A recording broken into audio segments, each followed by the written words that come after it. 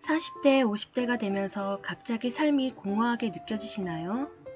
매일 똑같은 일상이 반복되고 예전처럼 즐거운 일도 별로 없고 무언가 허전한 마음이 드시죠?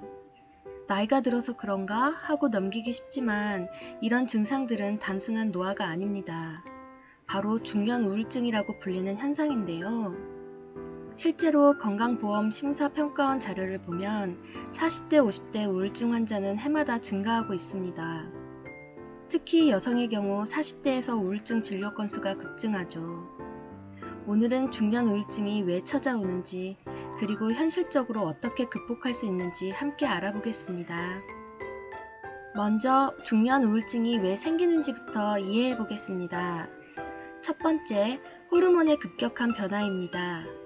여성의 경우 40대 후반부터 에스트로겐이 급격히 감소하면서 갱년기가 시작됩니다. 이때 세로토닌과 도파민 같은 행복 호르몬도 함께 줄어들어 우울감이 생기기 쉽죠. 남성도 마찬가지입니다. 30대 이후부터 테스토스테론이 매년 1%씩 감소하는데 50대가 되면 이 변화가 더욱 뚜렷해집니다. 의욕 저하, 피로감이 생기는 이유입니다. 두 번째, 사회적 역할의 변화입니다.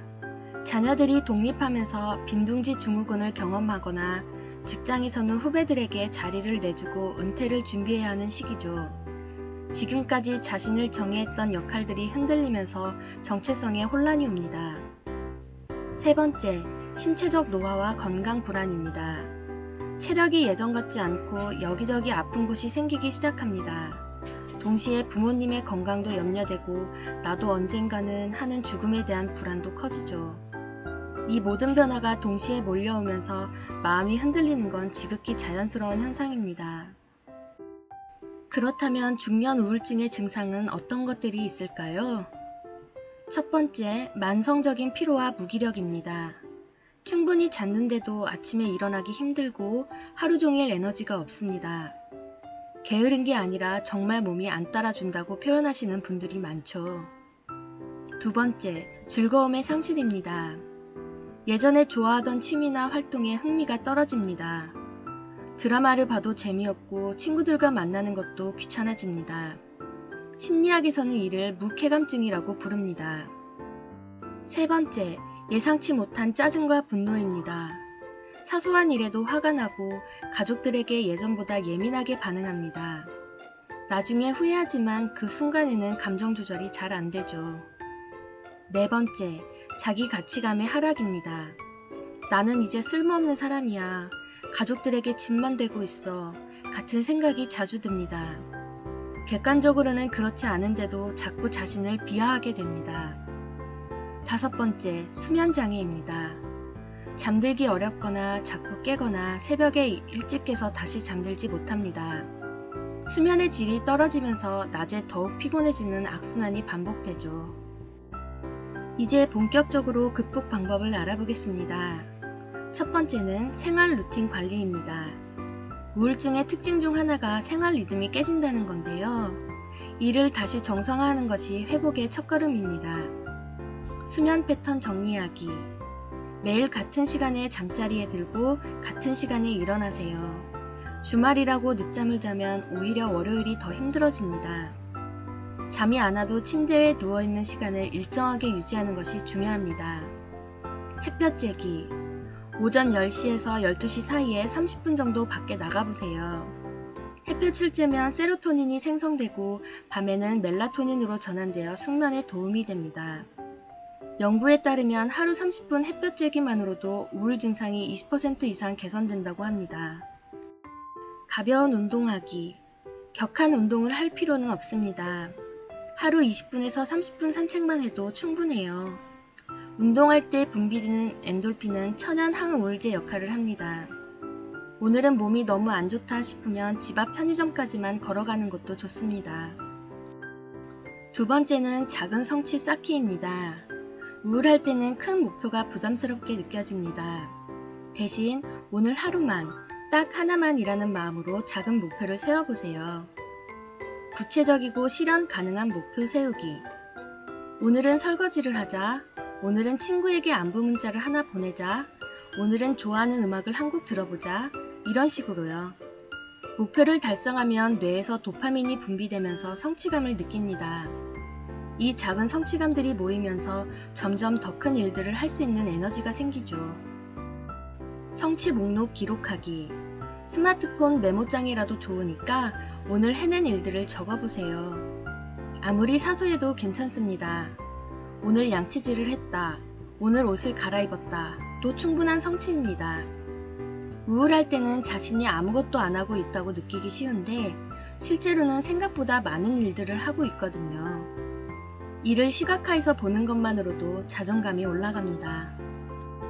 세 번째는 사회적 연결 유지입니다.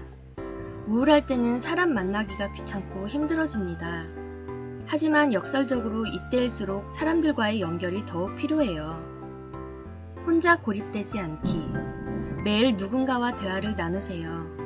직접 만나는 게 부담스럽다면 전화나 메신저로도 충분합니다. 별일 없지? 하는 짧은 대화라도 좋아요. 하버드 성인 발달 연구에서 80년 동안 추적 연구한 결과 인간관계의 질이 행복과 건강에 가장 큰 영향을 미치는 것으로 나타났습니다. 새로운 사람들과 만나기. 기존 인간관계가 부담스럽다면 새로운 환경에서 새로운 사람들을 만나보는 것도 좋습니다. 동네 커뮤니티 센터 프로그램이나 취미활동 모임에 참여해보세요.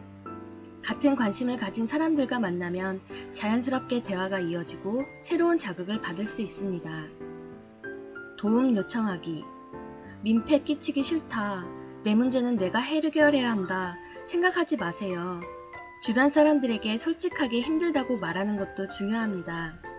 대부분의 사람들은 생각보다 따뜻하게 반응해줍니다. 네 번째는 감정 표현과 스트레스 해소입니다. 중년이 되면 감정을 표현하는 것이 어색하고 부끄럽게 느껴질 수 있어요. 하지만 감정을 억압하면 우울증이 더 심해질 수 있습니다. 글쓰기. 하루 10분이라도 좋으니까 일기를 써보세요. 형식은 중요하지 않습니다. 스마트폰 메모장에 오늘 기분 나빴다, 이유는 모르겠다, 그냥 짜증났다 이런 식으로 써도 충분해요.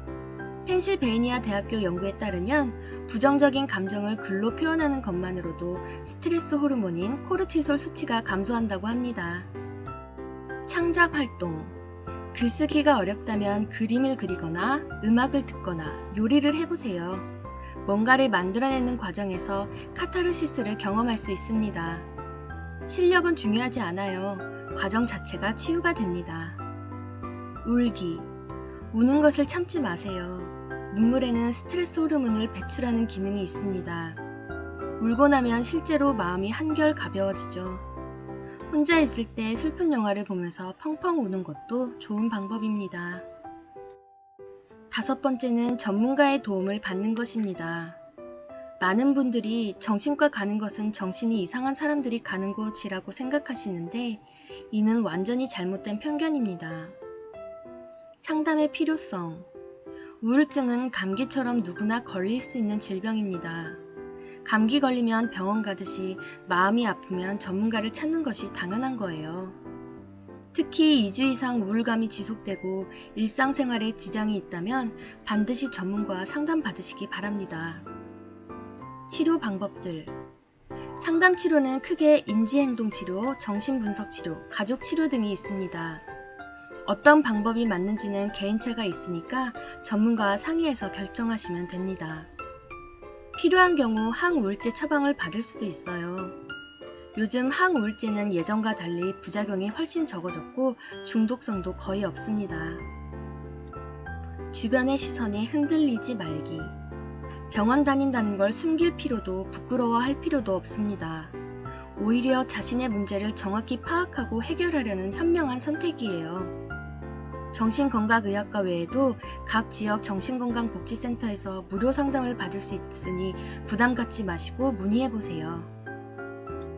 지금까지 중년 우울증의 원인과 극복 방법에 대해 알아봤습니다. 마지막으로 꼭 기억하셨으면 하는 말씀이 있어요. 중년 우울증은 특별한 사람만 겪는 게 아닙니다. WHO 통계에 따르면 전 세계 성인 10명 중 1명이 우울증을 경험합니다. 특히 40에서 50대는 인생의 전환기를 맞으면서 우울감을 느끼는 것이 오히려 자연스러운 과정이에요. 홀로 버티지 마세요. 이 정도 고생은 참아야지. 나이 들면 다 이런 거야 하면서 혼자 끙끙 앓지 마시기 바랍니다. 가족, 친구, 전문가, 누구든 좋으니까 도움을 요청하세요. 작은 변화부터 시작하세요. 오늘 당장 모든 걸 바꿀 필요는 없어요. 오늘 하나, 내일 하나씩 작은 변화를 만들어 나가면 됩니다. 급하게 서두르지 마시고 자신만의 속도로 천천히 나아가세요. 당신은 충분히 잘 해내고 있습니다. 지금까지 살아온 인생 자체가 이미 큰 성취입니다. 일도 하고, 가정도 꾸리고, 아이들도 키우고, 정말 많은 일들을 해내셨잖아요. 지금 힘들다고 해서 그 모든 것이 무의미해지는 건 아닙니다. 중년 우울증은 인생의 한 계절일 뿐입니다. 겨울이 지나면 반드시 봄이 오듯이 이 시기도 지나갈 거예요. 그때까지 자신을 너무 몰아세우지 마시고 스스로에게 조금 더 친절해지시기 바랍니다. 오늘 영상이 도움이 되셨다면 구독과 좋아요 부탁드리고 댓글로 여러분의 이야기도 들려주세요. 다음 영상에서 또 만나요. 감사합니다.